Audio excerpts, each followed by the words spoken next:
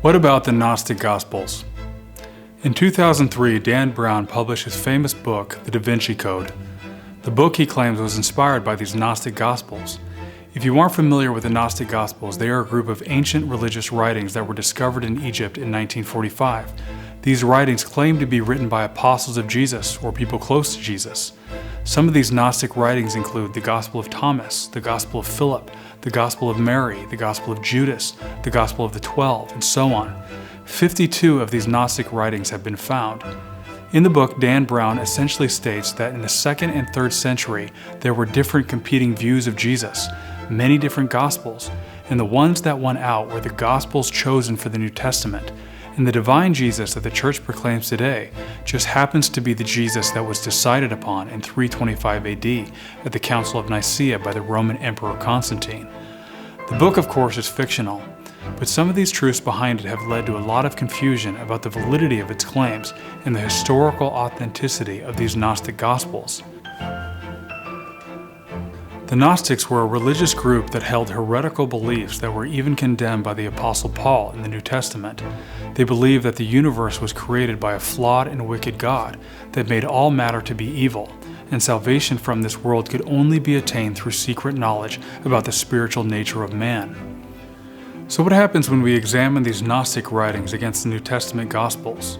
To start, these Gnostic Gospels present a much different Jesus than what we see in the New Testament. The Gnostics present Jesus as more of a Greek philosopher, an esoteric Jesus.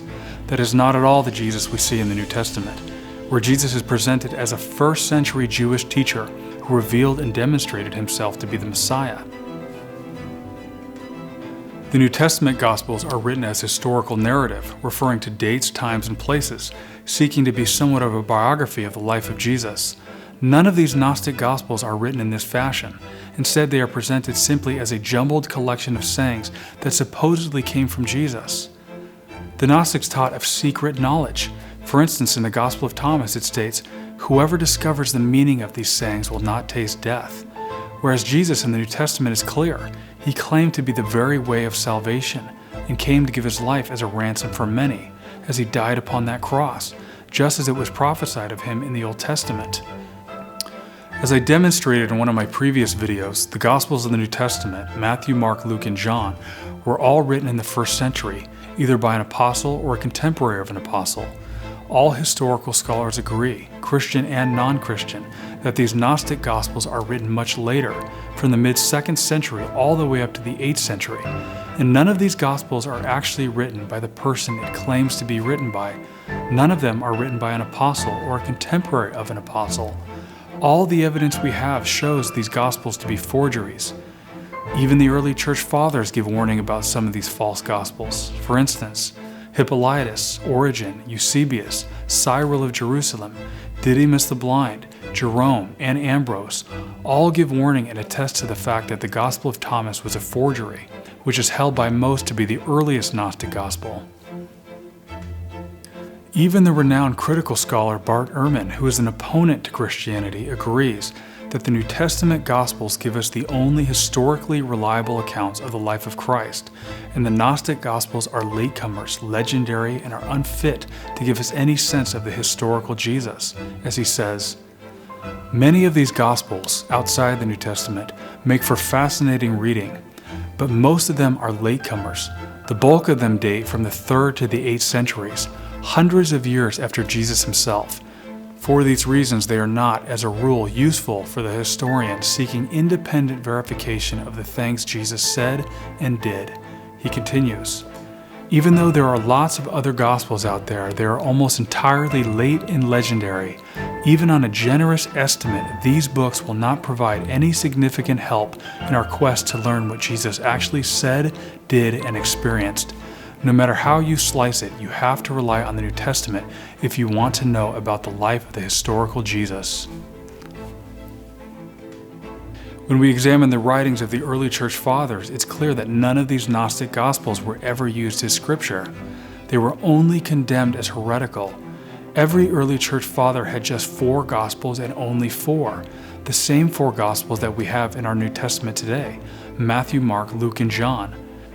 Irenaeus, who was the Bishop of Lyons, writing about 180 AD, states definitively that there are only 4 Gospels. He says, "It is not possible that the Gospels can either be more or fewer in number than they are. Since the pillar and ground of the church is the Gospel and the Spirit of life, it is fitting that she should have 4 pillars. From this fact, it is evident that the Logos, the fashioner of all, gave us the Gospel under 4 forms, but bound together by one Spirit." We also have a canonical list of biblical books called the Muratorian Fragment. It's dated about 170 AD. Within this list of books, we have 22, maybe 23 of the 27 New Testament books that we have in our Bibles today. The 4 Gospels, Matthew, Mark, Luke, and John, Acts, the 13 letters of Paul, Jude, 1 John, 2 John, Revelation, maybe even 3 John.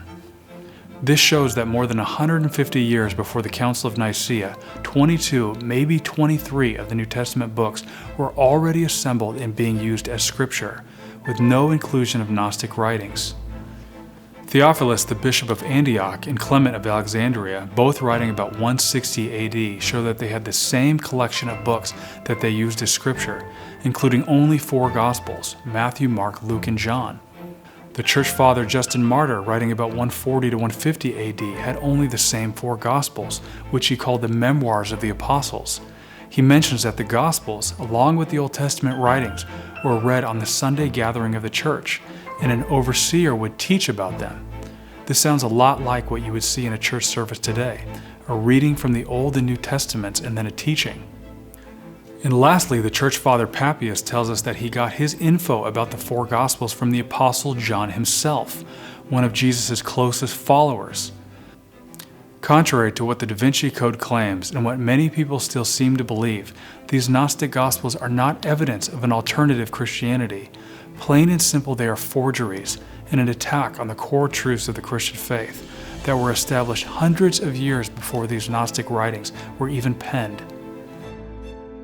Some people might like this Gnostic Jesus better, but if we truly want to get to know the Jesus of history, we must turn to the Gospels in the New Testament.